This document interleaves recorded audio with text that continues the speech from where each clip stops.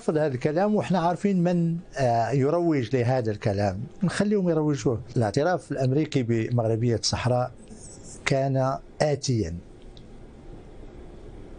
قريب، آجلا أو عاجلا، وكان من المديهيات. هي كانت قضية وقت، لأن أولا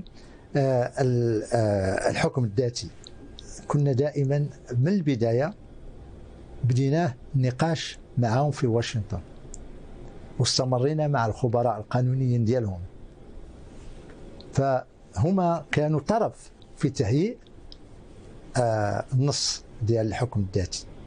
فهما تيأمنوا أن لا حل لقضية الصحراء إلا في إطار الحكم الذاتي تحت السيادة المغربية. فاحنا هذا كانت نتيجة طبعا بديهية.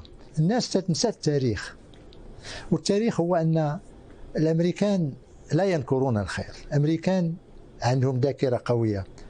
تذكروا أن المغرب كان أول من اعترف بهم، كان أول من أمضى معهم اتفاقية، كان أول من احتضن ممثلية دبلوماسية اللي كانت في طنجة.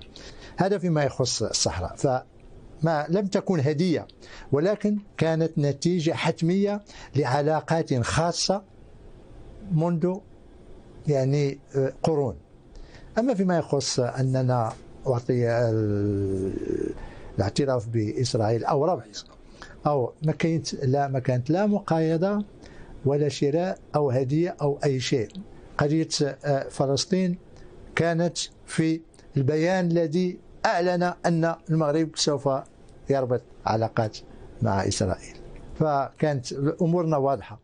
إدارة أمريكية جديدة، سفيرة أمريكية جديدة في مجلس الأمن وفي الأمم المتحدة، سياسة جديدة تميل إلى التعاون متعدد الأطراف.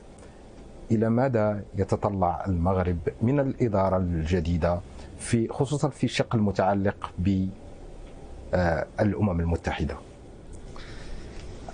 أولا أريد أن أذكركم أن الولايات المتحدة هي التي تحتفظ بالقلم كما نقول، بين هولدر، هي التي تحرر وتفاوض حول مشروع الذي يهم قضية الصحراء. هذا الدور لا زالت تقوم به. هذا من جهة. من جهة ثانية كان الناطق الرسمي لوزارة الخارجية الأسبوع اللي فات قال أن there is no updating، ما فيش تغيير. يعني الاعتراف الأمريكي مغربية الصحراء لا زال قائما، وما فيش يعني نية أن يكون أي تغيير.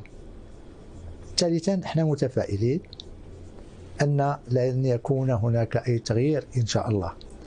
رابعا أمريكا تريد أن مسلسل السلام أن يعود. احنا أول من يطالب بالعودة إلى مسلسل السلام. هذوك الأطراف الأخرى مع الأسف هي في متابعة سياسة الهروب إلى الأمام.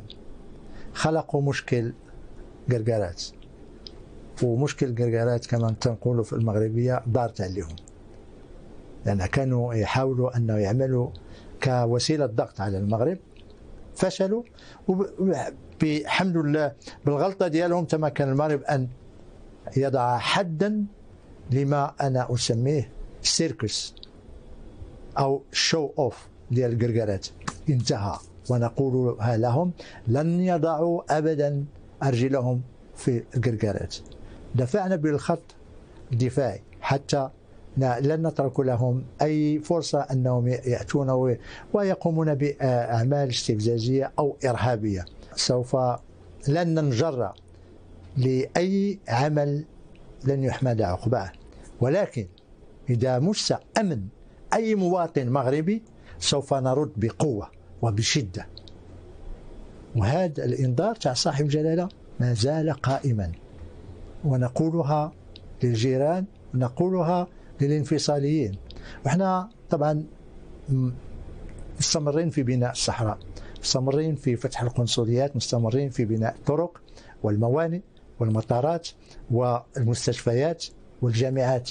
ونقولها مرة ثانية، تقدم المنطقة يعني أقاليمنا الجنوبية واستقرارها، سوف نعمل كل شيء لضمانهم، خاصة التقدم الاقتصادي.